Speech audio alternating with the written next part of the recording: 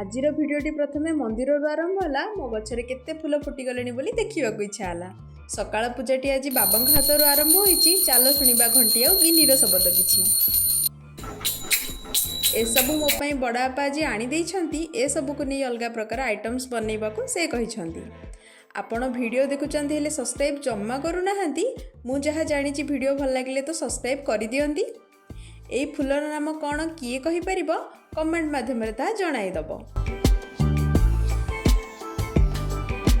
फरमाइश आज मामार पूरी उपमा बनीगला मात्र 2 मिनट रे।